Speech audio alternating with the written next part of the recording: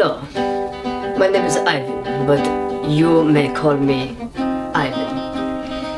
I'm here to talk to you about my childhood, my life as a child. To start from the very beginning, I could say that I had a normal childhood.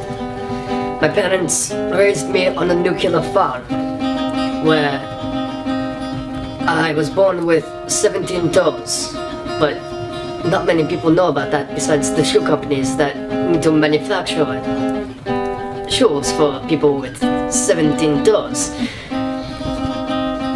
Along with the nuclear farm,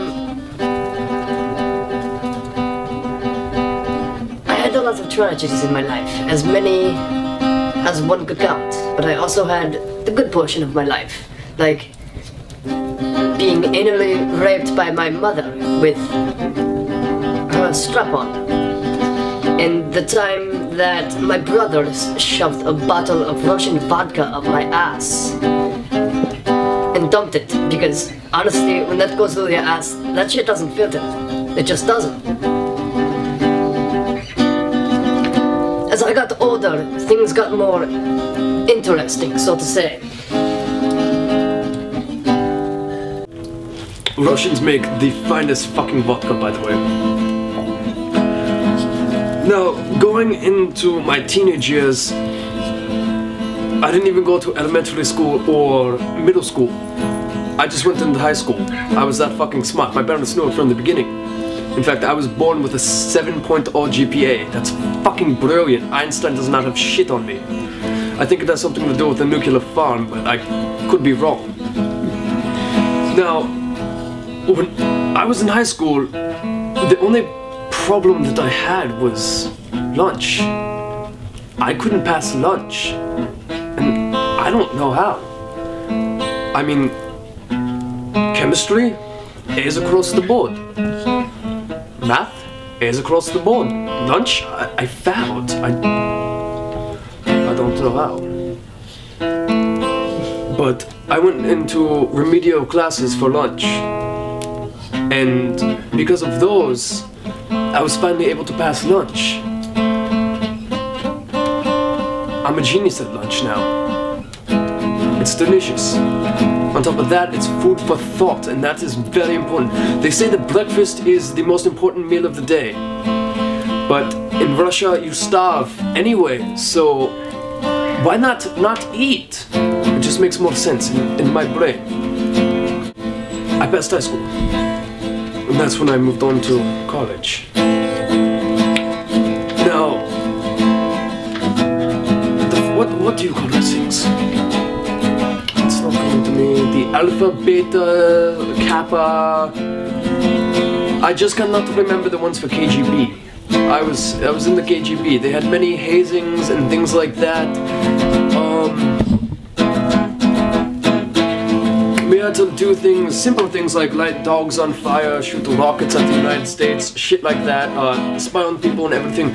It was actually very simple work. It was probably my favorite thing of my life, honestly, besides getting anally raped.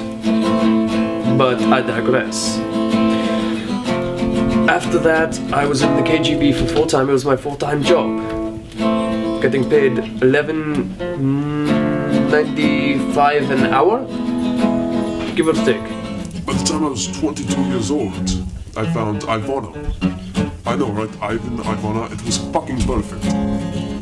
She was my soulmate. Well, until I killed her. She was cheating on me with some other guy. And girl. It was really weird. By the time I was 30, I had my first kid. Ivan. Yes, Ivan squared. Brilliant. And I didn't do those same things that, happened to me. The anal rape, the nuclear farm. It was a normal family. It really was. But then, one day he turned on me. And I had to kill him. And I say that with the warmest heart. Because it is not something that I wanted to do. It was just something that I had to do. Because you cannot let a child try to rape your wife. I mean, seriously, when he's 5 years old? No. No. No. Yes. I shot him behind the house. My wife still doesn't know. It's been 6 years. I'm 36. What the fuck? And she may never know.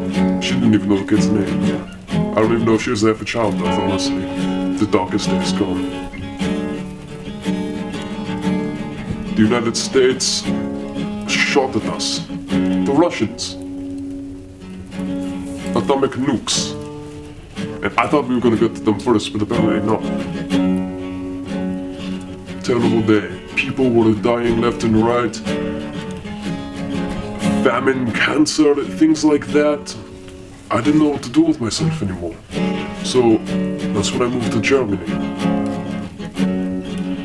And me and Hitler bunked together. It was really nice. Really, really nice. He's a good cuddler. What can I say? My wife is dead as part of the bombings that the United States of America placed on us. It was terrible. Like I said, millions dead, body parts everywhere, entire areas leveled to the ground. But thank God we had vodka. We still have tons of vodka. In fact, I brought some of that shit with me, if you'd like to try a glass. I became part of the Nazi party, on top of the KGB. We did a lot of dangerous stuff. I mean, I'm sure you've heard. I escaped the Nuremberg trials. Good shit, good shit. I moved to Poland, you know, they couldn't find me, I was safe and all that other shit. And then I moved back to Russia. As you can see, that's why I'm starting the fire. Russian winter. Russian winters. The coldest, most unbearable things in the world. You wouldn't be able to understand it. America gets nothing like we get it. We're at the top of the fucking world. And that's where we're going to stay. But it's really not worth it because of the Russian winters. It's dangerous shit. Dangerous, dangerous shit. And now, I must go.